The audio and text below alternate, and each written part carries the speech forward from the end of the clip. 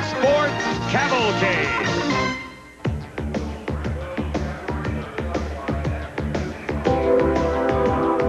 Here in the Sand Hills region of North Carolina, we've got cool temperatures, an off and on misty day, and a $430,000 pot of gold. Welcome everyone to our coverage of a special drag race at Rockingham International Dragway, the Winston Invitational. It's not about championship points, but rather great competition for a lot of money. $10,000 just for qualifying number one in the 3 pro categories. Hello everyone, I'm Steve Evans. Now the $10,000 to the number one funny car qualifier went to Jim White at the wheel of the Hawaiian Punch Dodge Daytona. That wasn't unexpected. He qualifies number one a lot. What was unexpected is this man, Freddie Neely, the number 2 qualifier, career best 5:37. Great job. Oh, thank you, Steve. We was proud of the 5:37. We had a pretty good outing at Gainesville till we red lighted our first round, and you know, it's been on my mind for 3 weeks, and I'm just glad to get here and get this race on and get that out of my mind, and then we come up and step up and qualify number 2 here with a 5:37. I'm tickled to death. It was warm and sunny when you qualified. It is now cool and misty. Big change. Well, we've made some changes in the engine. Jimmy Proc's been helping us out. Pete Minor's got the clutch tuned up, and I think we've made the final adjustments to go down this track, I believe. Have you ever gone into eliminations more confident than you are today? Not really. You know, being number 2 qualifier brings your confidence right up instead of qualifying from the bottom of the pack. Good luck round 1 coming up. Thank you, Steve. We need it. All right, now let's go to Brock Yates, who is with the number 1 qualifier in Top Fuel. Well, Steve, I'm with Dick LaHaye, who waited until the last round of qualifying to squeeze out Joe Amato by 18 one-thousandths of a second to pick up top qualifying spot here.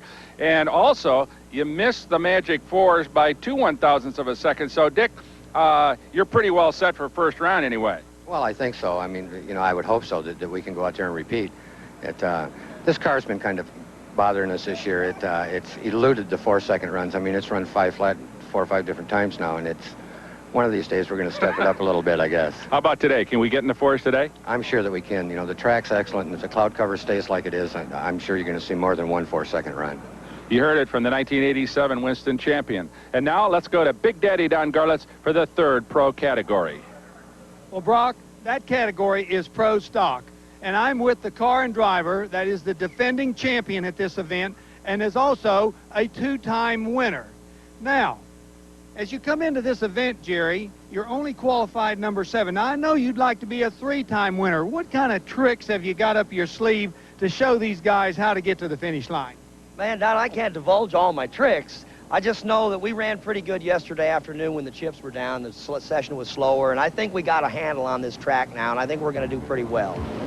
How about this heavy humidity? We've had a lot of rain last night. Does that affect these normally aspirated engines? Oh, absolutely. That really knocks the oxygen out of the air, and these things just thrive on that oxygen to run good. But we're all in the same game, so he's got the same problem, so we'll just run a little slower, but hopefully I can get to the finish line first.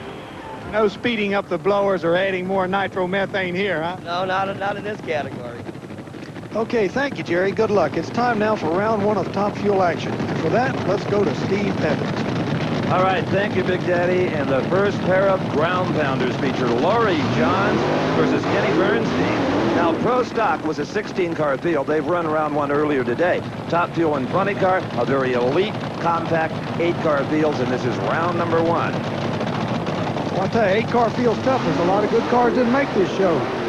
Well, these 2 cars qualified very close together. Bernstein at a 5:06, Laurie Johns at a 5:07. Because he was the quicker car in qualifying, Kenny Bernstein has the lane choice, and as I think we'll see many of the heavy hitters do, has selected this near lane. I don't know if it's psychological, if the lane really is better, but we'll see a lot of them over in that near side.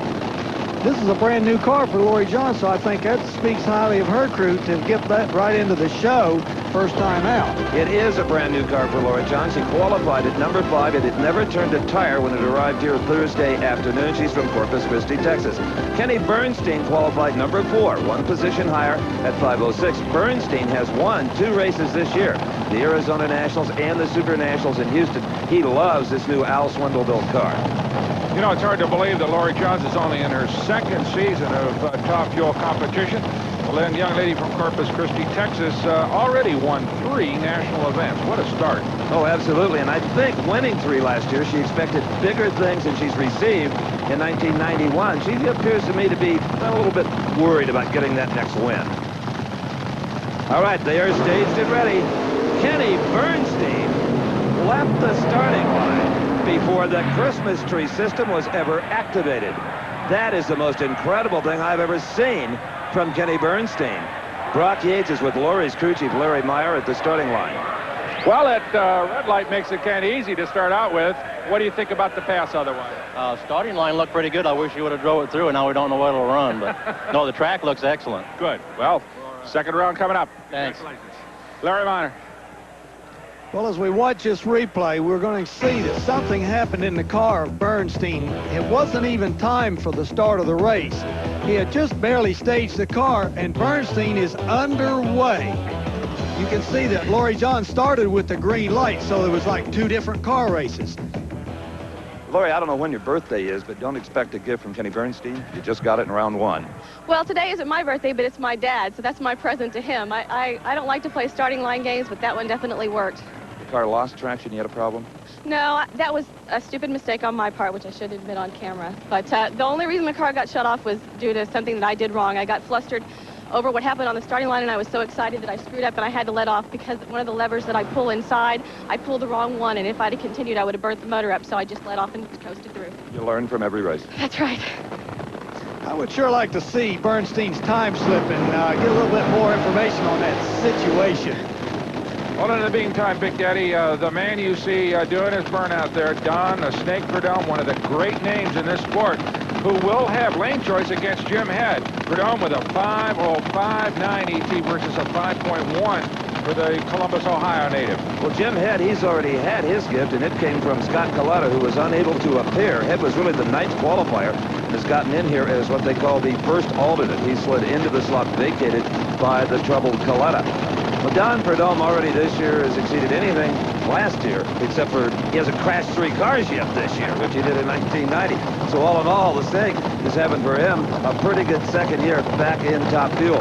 As you said, he qualified number 3 at that 5:05. He's been runner-up at 2 events this year and has hit a career best of 4.93 seconds. Now, Jim Head from Columbus, Ohio, is always the experimenter. His car is narrower than anybody else's. It's got all kinds of aerodynamic devices on it. Lord knows what primers and fuel system things it may have. Well, he's an engineer by profession, Don Garlitz, and I guess that may tempt him a little bit to experiment, huh? I think he's the #1 innovator in our sport today as far as trying new ideas. Now, they don't always work, but it puts a lot of fun in the sport. Absolutely. The Skull Bandit at Don Prudhomme versus Jim Head. A terrific lead by both. And something goes wrong with the blower belt. Came off of Prudhomme's car, the belt that drives the supercharger. He immediately was out of power. Jim Head goes on to win it at 5:11.270. The Snake at 5:37, coasting at 195 miles per hour. And meanwhile, back in the pits, John Force's crew chief Austin Coyle doing a little manicuring work on a brake caliper as he gets his man ready to go against Del Worsham in round 1 of Funny Cars coming up later. Brought to you by Dodge. For performance, quality, safety, and value. Welcome home, America. Coming Funny Car round number 1. But right now, let's go down to Steve Evans with Jim Head, who just knocked off Don the Snake Prudhomme. Even though you didn't have lane choice, even though you got in as an alternate, you went aggressively after that lane. Why not? 5:11. Yeah, it's a good racetrack, and it would rattle on tires pretty hard, so I got after the brake just to be safe. And Don was on a real good pass. He blew up. See you second round. Okay, thanks. So Jim Head's good fortune continues. Remember, he got in as an alternate, and then Don Prudhomme loses a blower belt, so he advances to round number 2, Don Garlitz. Sometimes I'd rather be lucky than fast. I've heard that. What a pair we've got here. The #1 and #2 top fuel drivers in the country. Joe Amato, that's #1, his wife Jerry out in front. And his opponent will be Gary Ormsby. They battled last year right down, not just to the final race, but the final round in the final race to determine the champion. Steve, did you notice those clouds behind Jerry Amato? A lot of humidity in the air. Tough on the tuners. That's right. They may have to step up the blowers a little bit on these cars. A lot of similarities between these two teams. First of all, there's Gary Ormsby in his mid-40s, a very successful car dealer, driving a brand new, debuted here, state-of-the-art Al Swindle car. Then there's Joe Amato, opposite side of the country from Pennsylvania. He is qualified #2, much quicker to 5:01.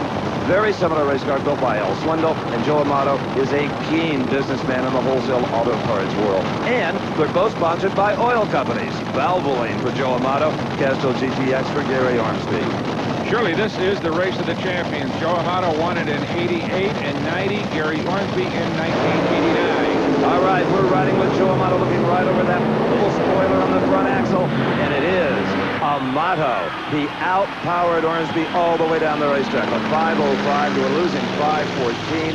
Amato goes to the final four looking awfully good, Don Garlitz. And Gary Ormsby's got a bit more sorting out to do of that new car. His reaction time was okay, but the ET, well, at 5:14 just doesn't get it. All right, here comes Dick LaHaye to the line in search of his first 4-second pass in that race car. But more importantly, looking for victory in round one here over young Corey McLenithan from Anaheim, California. But Big Daddy, it looks like McLenithan's engine won't fire. There's definitely something serious going on there. They're working feverishly on the blower drive, 3 men, and they don't look like they're accomplishing very much. Evidently, the blower must have seized up when they tried to start the engine. Boy, Corey will not be happy about this because they were running quite well. So the clock ticks on Corey as Dick LaHaye backs up, getting ready to go. But, oh, a wave off. Apparently, they have told Corey it's over. What a disappointment. So Dick LaHaye, though, the lucky winner here, he's going to have a single. But Corey McLenithan obviously disappointed. That is young Kim LaHaye. Dick's daughter is a crew chief on that automobile. Corey just stalks away. He is furious. I can understand it. You really get your adrenaline up for a pass like this, and suddenly it's over. So as Kim LaHaye guides Dad back to get ready for his single, let's go to Steve with Joe Amato. Joe, anytime you and your team race Gary Ormsby, well, you're always up for it. Well, Steve, you know, we always seem to be running him for championships lately, so, you know, the team does their best job, and Joe Amato has to take the pressure and do his best job. 5:05 on a questionable racetrack, not bad. Well, the weather got a lot hotter, and you don't know what's going to happen after a rain like it did this morning and last night, so, you know, the guys did a good job getting the car ready, and hopefully we'll get a couple more win lights today. I know there's a 4 in your car. Is there a 4-second run in the track?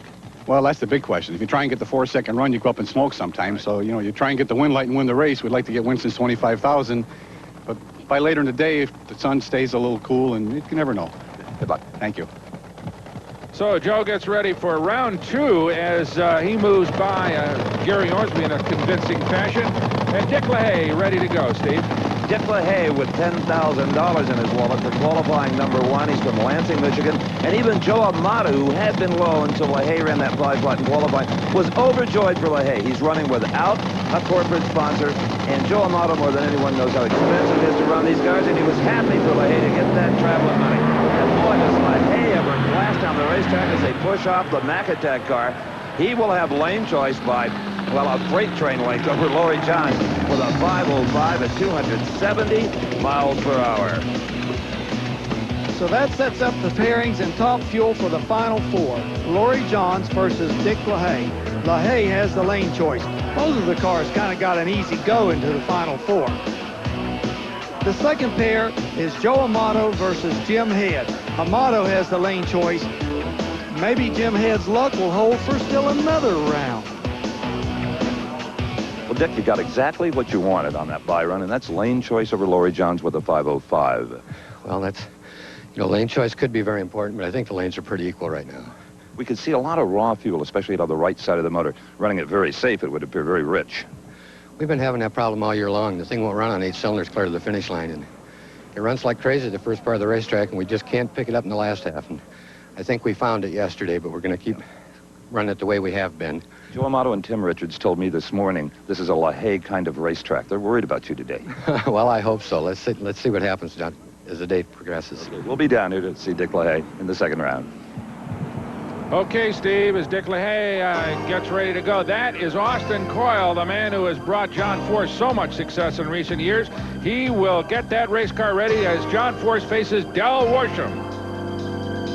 Invitational as crew chief Larry Meyer works on Laurie Johns' dragster. But earlier, Steve gathered up some of drag racing's better-known personalities for some fun. Here in this absolutely incredible Winston Motorsports Pavilion, there's a lot of things for the fans to see and do, and everybody is welcome. There's slot car racing and movies and displays, and one particular hands-on exhibit. The fans organize themselves into teams of 5 and actually go through a Winston Cup stock car pit stop. Well, instead of fans, we have got 5 of drag racing's best crew chiefs with no practice are going to give it a go. All right, what about you, Larry Meyer? I'm the man who gives the tires to the people who's going to change them. That is Lori John's crew chief. For Kenny Bernstein, Dale Armstrong. Dale, what's your responsibility? I'm going to change the front tire. All right, upholding Ed McCullough in the outer pops funny car, Bernie Federley. I'm going to be a jack man. Okay, Kim LaHaye for the LaHaye family. I'm changing the rear tire. And from the John Force Castro Oldsmobile, Austin Coyle. I'm going to put the fuel in. You're going to try to put the fuel in. All right, is everybody ready here? Are we ready? All right, let me get out of the way. Okay, let the pit stop commence. Dale Armstrong on the front tire. He's used that air wrench many times, but on cylinder heads, not on wheels. Kim LaHaye on that back tire. Kimmy's got it off. Austin Coyle simulating the gas fill up. The official NASCAR 11-gallon can. Uh-oh, Armstrong's having problems lining the studs up with the holes in the wheel. He's got them on. The time to beat is 24.48 seconds, up by the fans. That's already down. Bernie Federley, you don't have to adjust the jack. All right, we're back on the wall. Well, it's not a record time, guys. It's not a record time, but you look pretty good. No, we didn't. We look terrible. Now, your boss owns a NASCAR car. You never tried this at the race? I have never done it before in my life. I don't think I will again either. Give you a little respect for what those guys go through, huh? Yeah, really. Thanks, all of you. Great job. How about it, folks, huh? Now, there's a reason why Dale Armstrong was trying to put that wheel on backwards. That's the way Larry Meyer delivered it to him. Maybe our next NASCAR race guys will take a funny car like John Force's down and see how Richard Childress boys do, stripping down a motor like these guys do. Everybody has their own skills. And there's Austin Coyle out in front of a very skillful driver, John Force. And you're about to see the ritual raising of the body by Austin Coyle as he engages the second magneto. Now, they are up against, you'll be up against as you ride along board, a 21-year-old kid from Southern California, Del Worship, who has never driven any drag racing car except for that one right there. But he grew up around these machines, so he's comfortable with them. His dad has been a crew chief, Chuck Worship, for a long time. Force is quite the contrast. Of course, he's the Winston champion now, but over the years, he has driven every rattle-trap funny car you could possibly imagine, not only here, but even overseas. Went years before he won an NHRA event, and a lot of people thought he was just snake bit that he never would win. And then all of a sudden, when he started to win, he couldn't lose. That's right, he didn't stop. Classic matchup, the old man versus the kid. Absolutely, and John Force has really had to drive the wheels off this thing to outrun the youngster, but he does it. That was experience coming into play. Force at 5:41 defeats a quicker Del Worsham, who ran a 5:40. You just need a little more time in these cars to get that quick off the starting line, Don Garlitz. When I see a start like this, it reminds me of the old days of Herb Parks. He'd come down to the end and say, looks like you gave the kid a driving lesson, and that's just what John Force did. He showed Del Worsham how to get off the starting line first, and that's what it took, because Worsham actually ran better than John Force as far as the ET is concerned, but he lost the race. John Force, it's a good thing you were on your toes, because that kid over there ran quicker than you did. Hey, I left on him for once. Got it. He does a good job. It's good. The racetrack come around. 2 reasons we come here. One, to beat McCullough, and number 2 was to win money, and all that's left is money, and that's what we're going for here. Yeah, McCullough didn't even qualify. This was a benefit for you a year ago. It was really good. A good chance to make money, but tough racetrack, tricky. Cars with a lot of power. We're having some trouble out here, and McCullough was one of them that got bit by it. But you feel that the racetrack will take more power than you gave it that time? Yeah, I don't even know what to run. What'd she run? 41. Well, she was weak. Coyle's a little nervous, I can tell, this morning. She'll come around. Okay, John Force to the round of 4. Okay, before we have more funny car action, let's go to Don Garlitz, who's with Kenny Bernstein's crew. Remember, they went out with a disastrous red light in round 1. Kenny Bernstein's crew are preparing the car, but not for the next round. It's for the next race. Now, Kenny has enjoyed some superior reaction times this year. He's been brilliant on the starting line. A lot of them are very close to perfect, .405, .408. So we all just assumed that when he red lit in the first round, he had squeezed the tree too tight. Well, I came back and had a look at his time card because I wanted to see for myself. Kenny had a 000 on the card for his time.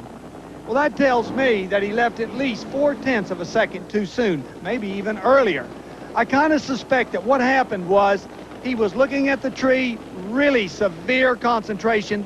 He saw the stage light came on for the competitor, and Kenny left. It happened to me plenty of times. That's my bet.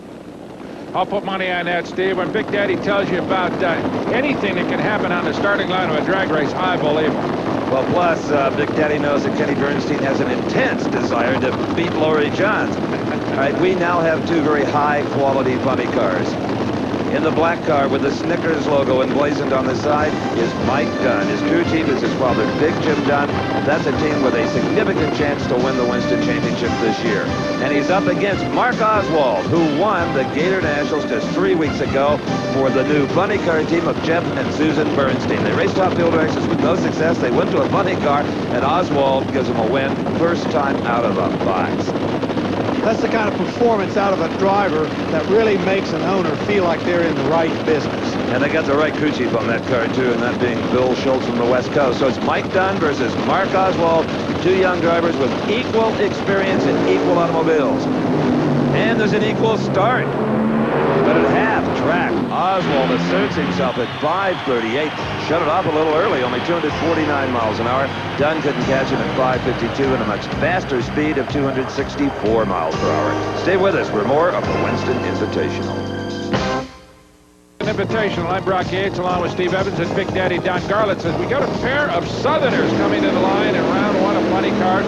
Al Hoffman out of Florida, Freddie Neely from Covington, Georgia. You know that problem that Corey McClanahan had in round one of Top Fuel? Well, Don Garlitz is in his pit for this report. Well, Steve, let's see what happened to Corey's car. As they started the engine prior to the first round, the supercharger belt is supposed to be riding on this pulley. Well, you can see right here there was some unraveling in the fabric. Something went wrong. The belt rode back on the pulley, rubbed real hard on the blower case, and you can see the rubber there vulcanized to the magnesium blower. Smoke started coming off of the pulley. The crew chief very wisely shut the car off, because if they'd have tried to make the run, they could have destroyed the supercharger, could have hydraulic the engine, been a lot of major damage. As it is, all they have to do is get a new belt. They'll be back to race again. But it cost them several thousands of dollars today, maybe as much as $25,000, which is the top prize in Top Fuel. We're looking at Freddie Neely. Remember, I talked to him at the top of the show. His Forever Young car qualified #2. Really a thrill for young Freddie. In fact, Freddie started his Nitro funny car career right at this race a year ago. Al Hoffman, well, he's been flogging funny cars across 2 continents for about 15 years. He really had most of his success in Australia, believe it or not, and is still trying to get his first big NHRA win. But he's got a great crew chief in Tom Anderson. Now, Freddie Neely started his career 1 year ago. He's from Covington, Georgia, and he, too, has a good crew chief in Pete Miner. Both of these young drivers are enjoying the best season ever. It's totally amazing to see the cars come from it. Like a year ago, they weren't even hardly running good, and today Hoffman is a major contender. Al Hoffman, far lane, the blower drive service special.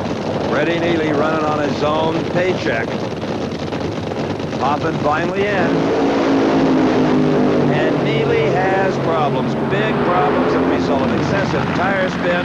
Whoa, boy. Hoffman suddenly has stepped up as a real player. A 5:39, 268 miles per hour. The engine clean and dry, not a wisp of smoke or oil. That's impressive, Big. Yes, it is, and it's important for them because they don't have a big crew over there to maintenance that thing. They can't put a lot of parts in that car between rounds. Well, that's right. They do not. In fact, when they do need help, they just kind of put their arms up in the air and somebody comes running over from another team. Okay, the hits just keep on coming here at Rockingham. That's Jim White in Hawaiian doing his burnout. He will face Richard Hartman, White with lane choice. But before that race, let's go to Steve with Al Hoffman, who just won his race. Well, Al Hoffman and crew chief Tom Anderson have been struggling a little bit with this car, but it appears maybe that struggle is over. A solid 5:39, Al, and no smoke out of it. Super. We're happy. We've been waiting for this. We've got problem after problem, just little stuff. The car runs on 8, it runs 20s. I think it dropped the cylinder when we stepped on it, but it's okay. That's easy to fix. That's easy to tune up. You know that. Boy, I hope we go all the way here. I'll tell you, we need it. Not only for me, but I just found out my father has a real bad health problem, and I'd like to win this for him. We wish you the best of luck. Thank you. So extra incentive certainly for Al Hoffman and his team as he heads into round 2. But right now we've got Richard Hartman and Jim White backing into position, and White, Steve Evans, has chosen what seems to be the less popular lane, even though he has the choice. But that's where Jim White and Rowan Leon's Hawaiian Punch Dodge Daytona recorded low elapsed time of this entire event. Other people may not like it. He thinks it's just fine. It made him 10 grand. Now, Richard Hartman, I think, is going to be real happy that White's over there. Hartman, only 22 years of age. He qualified in the 8th spot, barely made the show. But this is where he ran the best. So I think everybody's got what they want here.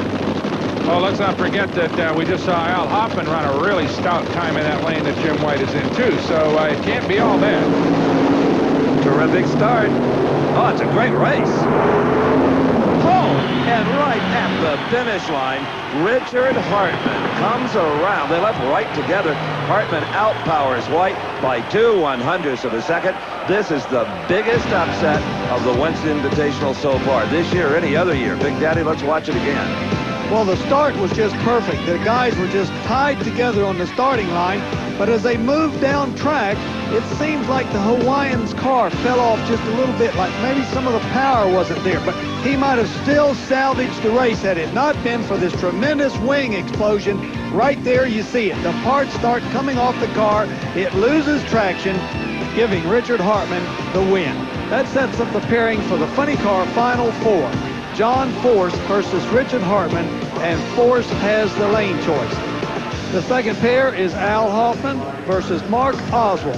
Oswald has the lane choice. Going to be interesting. Force, Oswald favorites, Hartman, Hoffman underdogs. Now, let's go to Steve with Jim White. Jim White, sorry to see you out in round 1, but what's going on with the spoiler? It's coming apart on you. Yeah, somewhere about past half track, and I don't know really exactly where. The side dams of the spoiler came off. The thing, we had it on maximum downforce. It was doing just a fine job, and then all of a sudden it turned loose. The car got real loose. I'm sure that's why it spun the tires and we got beat.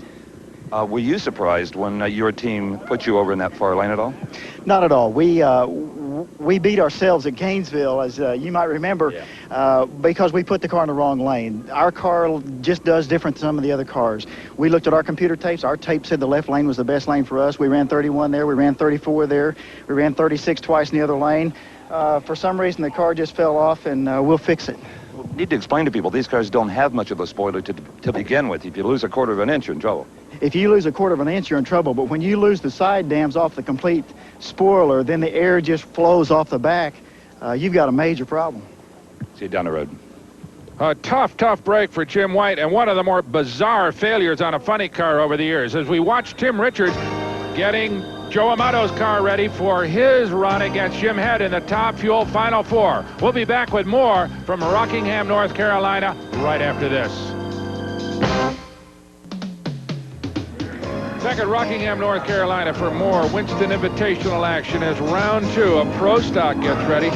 It'll be Jerry Ekman versus Scott Jeffrey on. But first, let's go to Steve Evans, who's with Freddie Neely, to find out what happened to him in round 1 of Funny Car. Freddie, 2 days ago, you came out and ran about as well as you ever have in your life. You had 2 opportunities to run yesterday, did not, I'm sure, due to budgetary reasons. Does that hurt you in the first round? Well, I don't think that was a problem, Steve. We had the rear end housing come loose. The center section came loose from the rear end housing, shot rear end grease under the tires, and I believe that's the reason we smoked the tires real hard. But had you run yesterday in qualifying, you might have found that problem. That's exactly right, you know, but in this deal, you always suck at guessing yourself anyway, so, you know, what do? Well, all we can do now is look forward for Atlanta next week and hope we got a good outing there in front of the home crowd.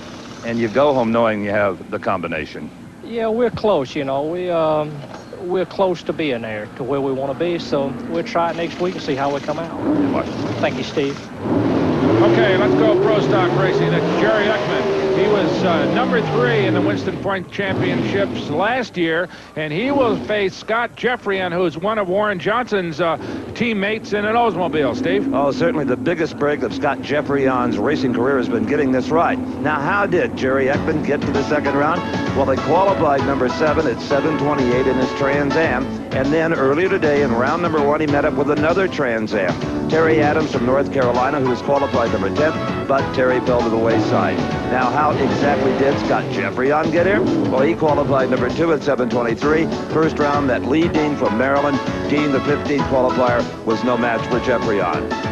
As in all pro stock races, this is going to be another very close race. Both cars evenly matched, both real good drivers. It's going to be who leaves the starting line first. Scott Jeffreyon has already been in one final this year. He lost to Darrell Alderman in the Dodge in Houston, but I agree with you, Big Daddy. This is a pick'em special here. Jeffreyon last to stage. Oh, yeah. You bet. Heckman by a whisker. 732 to a 733. 187 to 188. Wow. Unbelievable that two cars so different, two different drivers, could leave the line so close together with the tiniest of margins, 0.06 of a second advantage going to Jeffreyon. But it wasn't enough. He needed a 0.07 advantage because when they got to the end, there was only 0.01 of a second separating these two cars. And the 733 with a 3 was all it took for Jeffreyon to lose. If that had been a 733 with a 2, he'd have probably won. Jerry Eckman says that had to be close. Close is not the word. How about 0.01 of a second? I'll take that, as long as it's in my favor. You didn't know you'd won. No, absolutely not. I knew he was right there with me, and he has a little more steam in high gear. When he got into high gear, I saw him moving, and boy, that speed, Steve, you don't know anything. But I'll take that win. Unbelievable drag race. Let's see if we can duplicate it with a pair of these professionals, Bob Glidden versus Bruce Allen. Boy, this one could be tight too, Steve. And the fans love it when the Ford Probe and the Chevrolet Beretta get together. Now, Bruce Allen qualified number 4 at a fine 725 in round 1 earlier today. Well, he met up with an old nemesis, that being Larry Morgan in the Castro GTX Oldsmobile, but he handled Morgan. Now, under his wife Edda's urging, Bob Glidden qualified very well, number 5 at a 726, and then he met up with the Oldsmobile of Don Beverly. Beverly had qualified number 12, but saw the taillights of that red Ford Probe as they crossed the finish line. So it's Glidden in the far lane, Allen in the near lane. Again, Big Daddy, it's a pick'em deal, don't you think? Very evenly matched cars, but you know, Glidden is hungry. He wants to get back to those winning ways of the years going by. So I just think he's a little more intense right now than Bruce Allen. The 10-time champion in the red Ford. Glidden. Hungry maybe? Off the mark first. And it's enough. Rusty loves it. 735 for both drivers. 188 miles per hour for both drivers. Let's quickly go to Don Garlitz in the top fuel pits. Steve, you're looking at a brand new blower on Dick LaHaye's car. Now, why would he put a new blower on his car when he just ran 505? Well, I'll tell you, because he qualified with a 5 flat, and he wants to go quicker. He's afraid that some of the other competitors will get a handle on this high humidity. As I said earlier, it's very difficult to tune a car when the humidity is high because there's too much water in the air, not enough oxygen. So LaHaye had a choice. He had to have less fuel in relationship to the air if he was going to tune the engine up and get it to run on 8 cylinders. Well, he opted to put a brand new supercharger on. That will give him more air. The new Teflon strips will be much tighter. The seal will be better. Then he put a bigger pulley on. This is the pulley he took off. He probably stepped the blower up 3 or 4%. He feels that with the blower going faster, it being brand new, he'll get more manifold pressure. Well, we're going to see if he made the right decision in just a few moments. Interesting tactic. Now, let's go to Steve. Good run, Bob. Hey. Pretty close, wasn't it? Come on around here. Come here. It's your deal, man. Bob Glidden loves to race Bruce Allen, and anytime he beats him, he loves to bring Bruce Allen into the picture. He hates it. We've lost so much this year. We're so lucky to be down there. We better share this time on the tube, so we're going to both get in here. You shared the same elapsed time, 7:35 for both of you. Yeah, it was a close race all the way. It was a good race. Just side by each. Really good race. Okay. Bob Glidden, though, in the Ford, goes to the Final Four. Okay, back to the starting line. More Pro Stocks coming up here. That is the winningest car in the circuit at this particular time. Darrell Alderman on the only Dodge in the field. And boy, does he run well against Ricky Smith, Steve.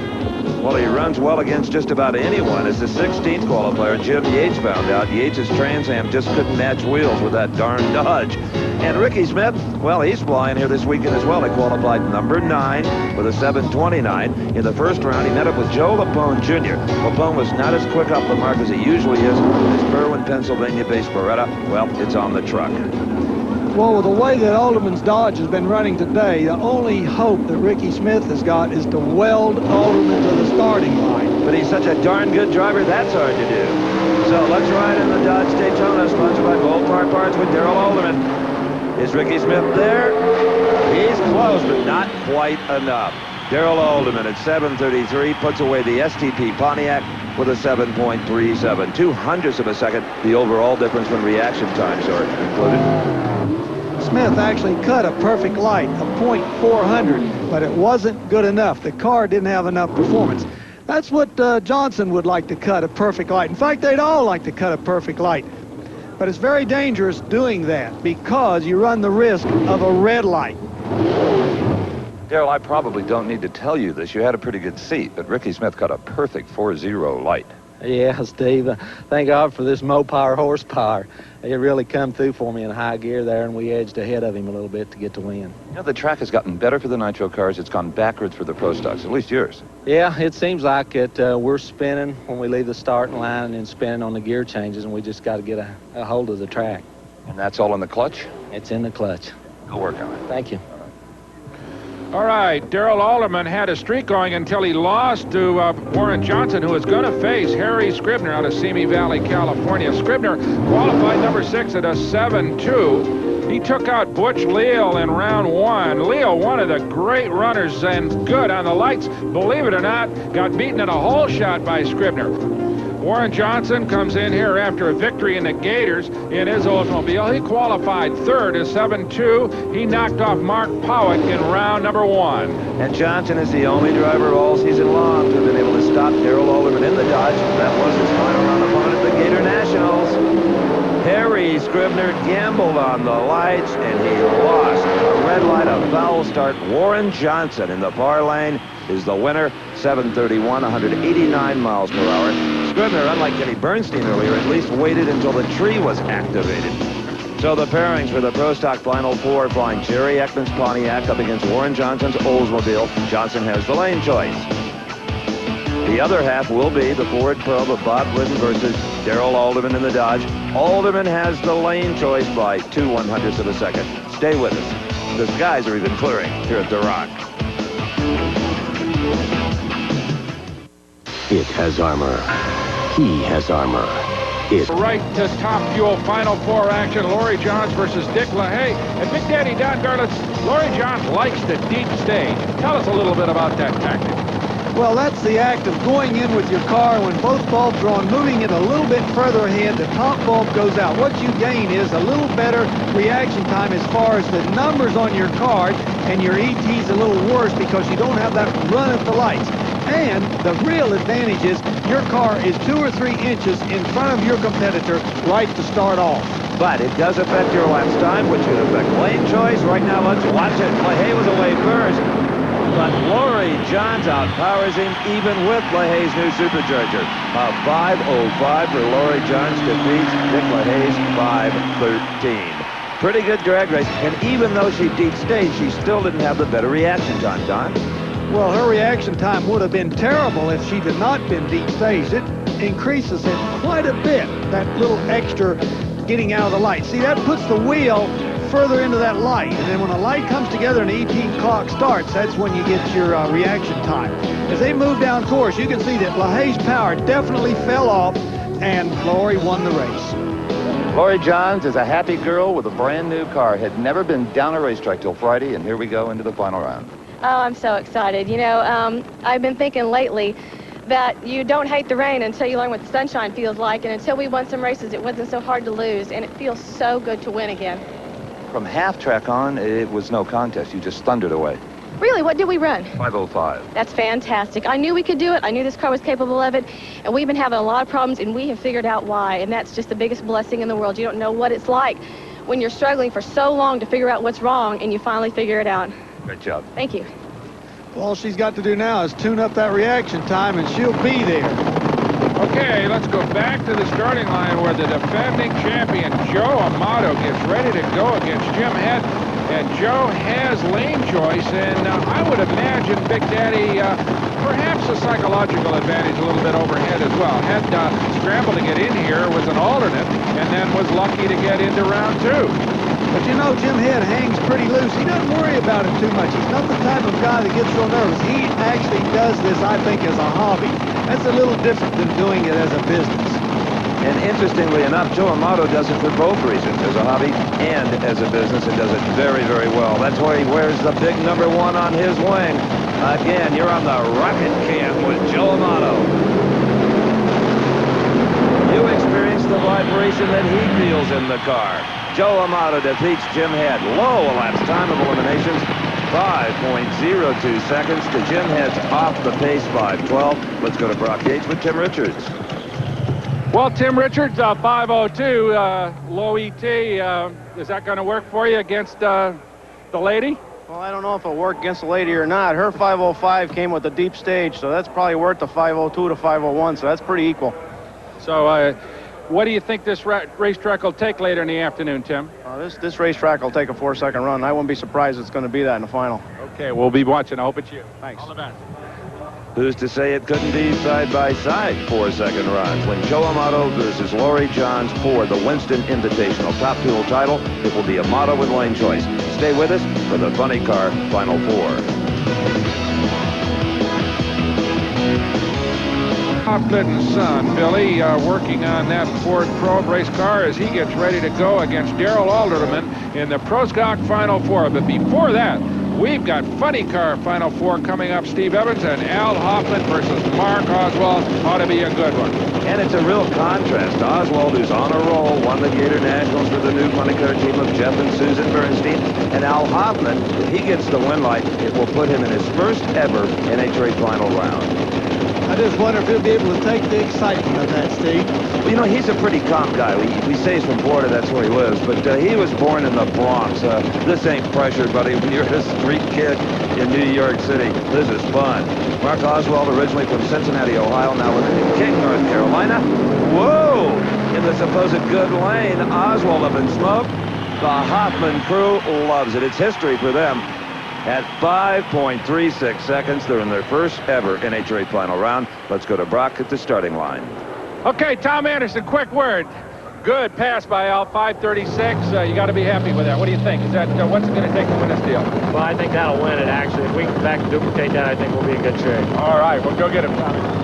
Well, I don't believe that Mark Oswald was trying to run any quicker than a 5:35. What do you think happened, Don?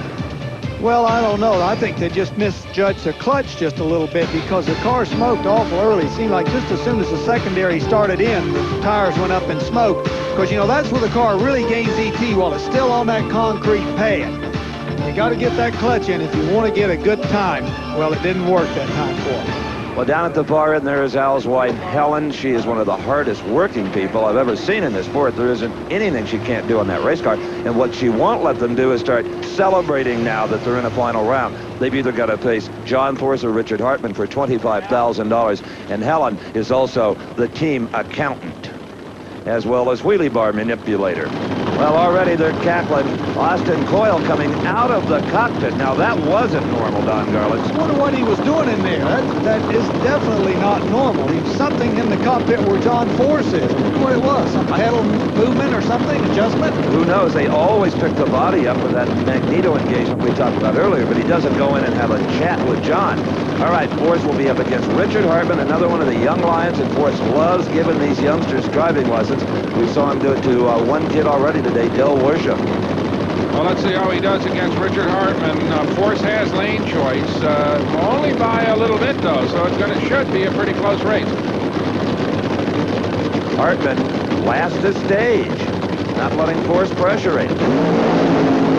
Great lead by John Force, a little clutch test coming into your cockpit, and it is Force clearly force at 5:39, 262 miles per hour. And he had a bit of a reaction time advantage over Hartman as well.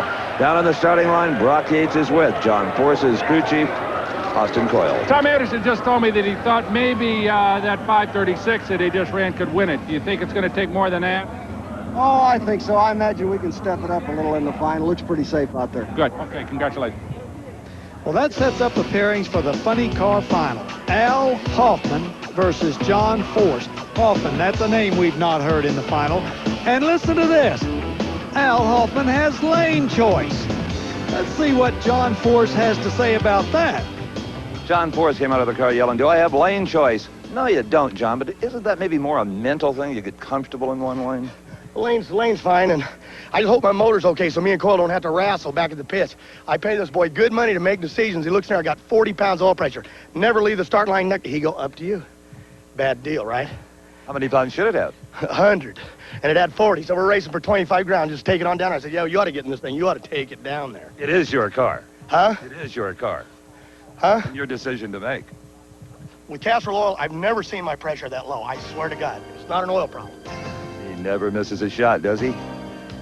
So that's what Austin Coyle was doing in the cockpit, looking at the oil gauge. Pro Stock is next. In invitational festivities, there was a golf tournament earlier in the week, and fun was had by all, except yours truly, who tried to do a little backhoeing with a 9-iron and almost broke his arm. And if you think the nitro guys are goofy, like John Force there, who also tried to kill a snake with his driver, take a look at the alcohol guys. Alcohol crew chief Mike Austin in the prone position as alcohol director driver Alan Johnson tees off. Whoa! Those people are well. And I thought Top Fuel was exciting. Wow, wonder what club he used for that. A short one, I hope. All right, here we go. Pro Stock. Darrell Alderman in the Dodge, up against Bob Glidden in the Ford Probe. This is the final four, the very first pair. Boy, Glidden wants that Dodge so bad, Big Daddy dreams about it. Oh, man, he's vibrating. And he's got a shot at him, too. Here comes Glidden. Goodbye, Dodge. Bob Glidden's children celebrating on the starting line, a 7:33. He powered by all right, a 7:39 for Alderman, who had a little edge off the mark. Well, so that puts Bob Glidden in his first final run of the year. Is he going to race Warren Johnson or Jerry Ekman? Well, we'll soon find out, because that's your next pair. Johnson has lane choice, but only by 2/100ths of a second. So he's essentially even with Jerry Ekman in the yellow Trans Am as he gets ready to go against the 91 Cutlass of Warren Johnson. But first, let's go to Bob Glidden. The Hoosier Grand gets a little broader with every round here at Rockingham, and that's a car you've needed to beat for a long time. Miracles do happen, Steve. I'll tell you, that guy, Alderman, has really done a job on us for about a year. And it's about time we won a round. Did you have to go around him a little bit, put a little catch up maybe in the middle? I don't think so. I mean, the track's a little bit tricky off the concrete. They've done a great job with the concrete, but mid-track's a little tricky, and I was just paying attention to the track, and I didn't see the nose of his car, so I knew it was over. Here's some words you love. Bob Glidden is headed for the final round. That's a switch. Damn, I love it. All right, well, let's see who his opponent will be, Jerry Ekman or his arch rival, longtime rival, Warren Johnson. How many times have we seen great races between that pair, Steve? Oh, absolutely. Right now, I don't think Bob Glidden cares who he races with. Probably he'd prefer that they both broke and nobody came back, but that isn't going to happen. Oh, yes. Warren Johnson, decisive at 7:35, defeating Jerry Ekman's likewise 7:35. Johnson had his best reaction time I've ever seen him cut. A 4-1, just 1/100ths away from perfect. So that sets up the pairings for the Pro Stock final. It'll be Warren Johnson in the AC Delco Olds against Bob Glidden's Ford. Glidden has the lane choice. And this is going to be one tough race because both of these guys are fierce competitors and not going to cut any slack. Warren, you've had the power when you needed it, and now you have the reaction time when you needed it. That's a good combination. Yeah, we just have to put it all together in any one particular run. That run, we just slipped the clutch way too much on the thing. I think I got out on Jerry. Now, as bad as the car was in first and second gear, I was just lucky to win that one. Glidden is as fired up as a rookie. He's been struggling. He's back. Oh, yeah, there's no doubt about it. I told you he'd be back. Absolutely. Well, and he's back against Warren Johnson. What a race this is going to be for the Pro Stock Championship.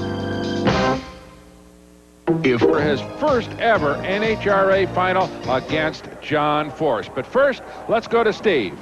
If you appreciate truly sophisticated machinery and outstanding graphic presentation, next time at the races, visit the pit of the Pro Stock motorcycles. These 170-mile-an-hour wonders are truly something to see up close, and you won't meet nicer people. If you're already a Pro Stock bike fan, let me tell you this. National Dragster magazine has increased its commitment to the coverage of this class. So, being a member of NHRA, even more valuable than ever before. For just $45 a year, you get a complete subscription to National Dragster, the patch, the pen, the rule book, all kinds of goodies. And if you call the number on your screen right now, you'll get absolutely free a copy of the Diamond P Video Drag Racing 90. Make that call. Well, the call right now has gone out to John Force and Al Hoffman for the Funny Car Final. And I'll tell you what, Big Daddy, this on paper would look like pretty much a runaway for John Force, but Al Hoffman showing some real strength here at Rockingham. Al Hoffman has to be the most excited person in drag racing right this moment. This is his first NHRA final, and he comes into this round with a performance advantage. He must be totally up. Well, he is. I noticed around his pits, but he's got a couple of calming influences. For one thing, his crew chief, Tom Anderson, is a former driver and can offer him some input. But the real glue is the lady with the long red hair. Just before Al Hoffman suited up, I had a chance to talk to his wife, Helen. From Australia to Rockingham, North Carolina, halfway around the world, Helen, how did it all happen? I fell in love. With a hot rodder. Yeah. Went from corporate executive to grease monkey in 3 weeks. After working for someone for 8 years as a personal assistant, and Al was under contract to that man. I met him, and 3 weeks later I resigned. Came to America. Came to America. And been here ever since. A big win, your first, could come in just a few minutes. Well, I hope so. We sure could use it right now. We sure could use some associate sponsorship help too. This, as we've learned over the last 4 years, is not a cheap industry. And running with the heroes isn't cheap either. Good luck. Thanks, Dick. Running a real hero, John Force.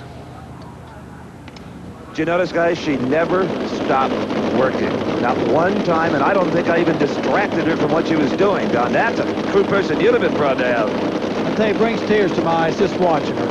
$25,000 from Winston on the line. John Force won it a year ago. Al Hoffman wants it and needs it. Force will take no prisoners, so that's for money. And out in front of Force, you can see Al Hoffman streaking away. Al Hoffman has won the Winston Invitational. The starting line, even the grandstands, have gone just mad over it. Paul Smith got a hug. He was a guy that organized the volunteer help they needed between the rounds. There is Brock Yates. Be careful. She might knock you down. Great show. Great show. Helen, you got to be just delighted. She's steady. I don't know what it run, but we got lucky because it did drop a cylinder. All right. Hey, we'll take him any way you can get him. Take him any way we can get him. Congratulations. Great work. Okay. What a happy crew. Okay, Big Daddy, let's let you dissect the replay here. What happened to John Force?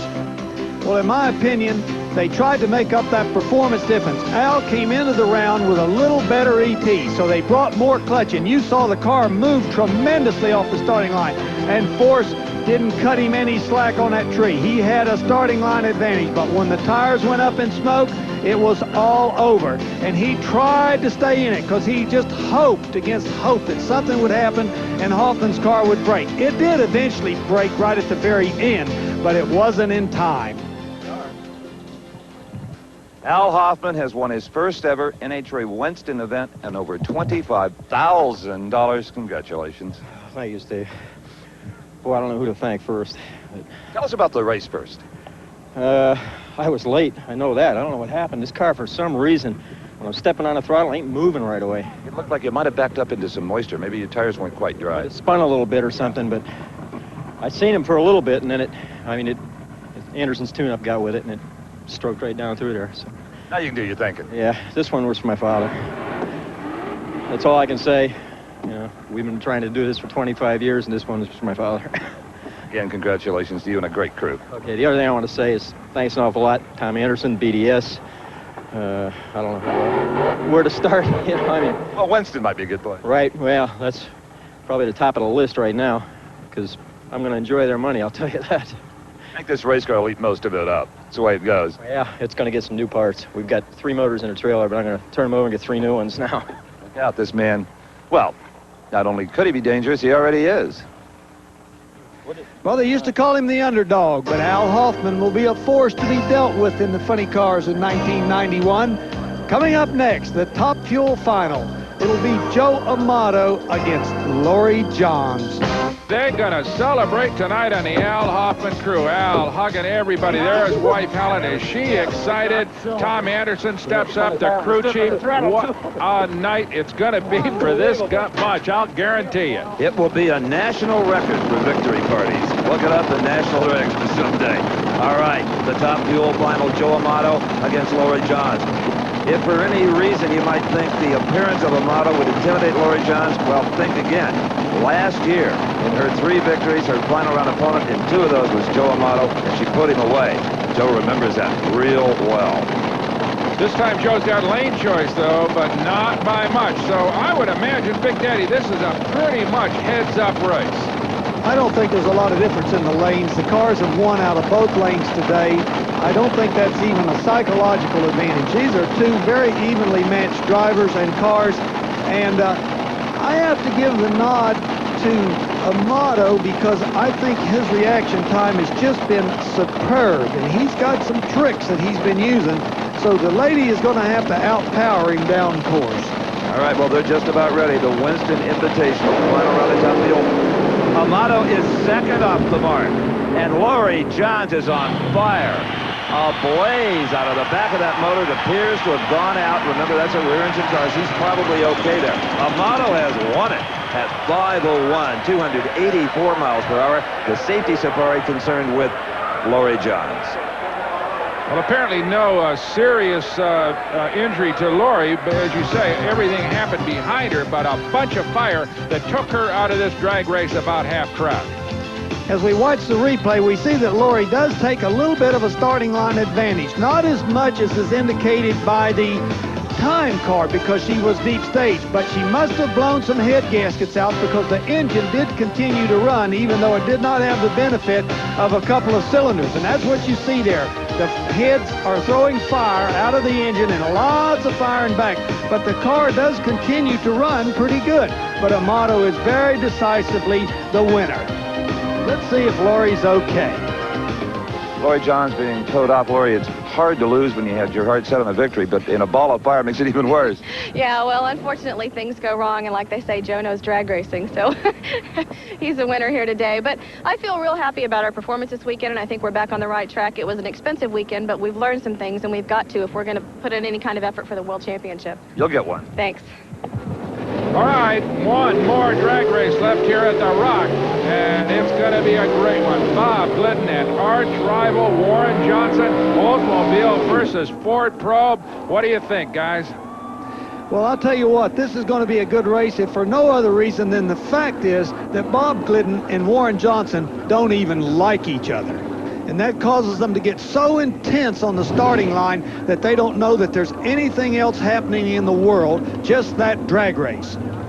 Joe, a fabulous 5:01, Laurie Johns and a ball of fire. All in all, a tremendous final for the Winston Invitational. Well, it was nice for Winston. If we could have gave him a 4, it would have been more exciting. You know, they always want to get them numbers, but we got the win light, and my team did an outstanding job this weekend. You know, we almost didn't qualify.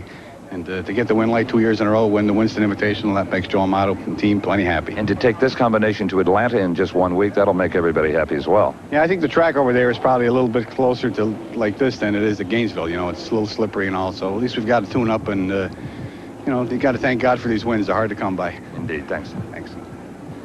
Joe Amato, always very humble in the winner's circle.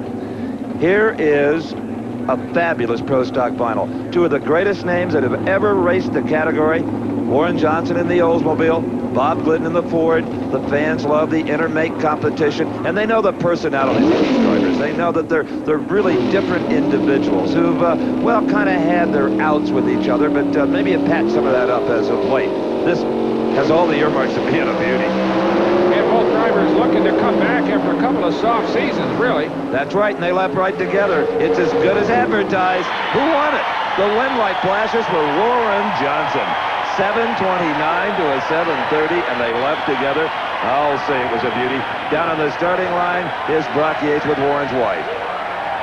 Well, Arlene, you just had a talk with Etta, and I'm sure that you have competed for years against each other, and it's nice to see such camaraderie, but it's also real nice to win, too. Well, Etta and I are really pretty good friends, and we do anything to help each other. We're rivalries on the line, and we'd like to... we don't want to see anyone have an unfortunate situation with an accident. We always wish each other a safe trip down the track. Well, it was a great race between a couple of great professionals. It could have been a whole lot closer than that. It sure was, but I'll take a final round anytime. Congratulations, and Warren as well. Thank you. Okay. Well, she just won one of the greatest pro stock races of all time, so let's take another look at it. The two drivers leave the line almost together, within 0.02 of a second on the reaction time. Bob Glidden's car appears to take a little initial lead, but that doesn't hold up very long. Warren Johnson soon pulls side by side, and the cars drive down the track almost tied together. But as they reach the finish line, it's Warren Johnson. Boy, I'll tell you, yeah. I'm going to kiss this car.